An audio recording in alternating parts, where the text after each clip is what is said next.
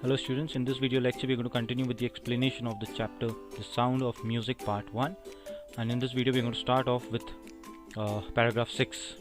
Okay, it says, "It is intriguing to watch Evelyn function so effortlessly without hearing. In our 2-hour discussions she never missed a word.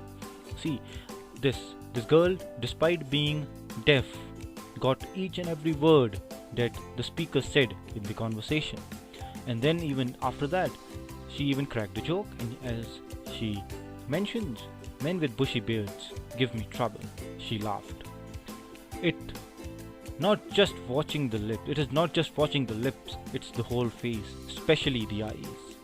Then she's saying out here that it's not only the lips, and not only identify what the speaker is saying by watching his lips move, but also by the eyes. She speaks flawlessly, means correctly, with a Scottish lit. My speech is clear because I could hear till I was 11. So remember, she wasn't deaf since she was born. She turned deaf after she was 11 years of age. Okay, till 11 years of age, she was able to hear everything out loud and clear. After that, she had experienced a gradual nerve damage leading to deafness. But that doesn't explain how she managed to learn French and master basic Japanese. So apart from apart from this English, she could also speak French and basic Japanese. As for music, she explains, it pours in through every part of my body. It tingles in the skin, my cheekbones, and even in my hair. When she plays the xylophone, she can sense the sound passing up the stick into her fingertips. By leaning against the drums, she can feel the resonances, means frequencies, flowing into her body. On a wooden platform, she removes her shoes so that the vibrations pass through her bare feet and up to her legs. Okay, so this is how paragraph number 7. This shows how she is able to feel the music, and she is able to feel the music with different parts of her body. With each and every part of her body, she feels the vibrations of the music. Okay, moving on.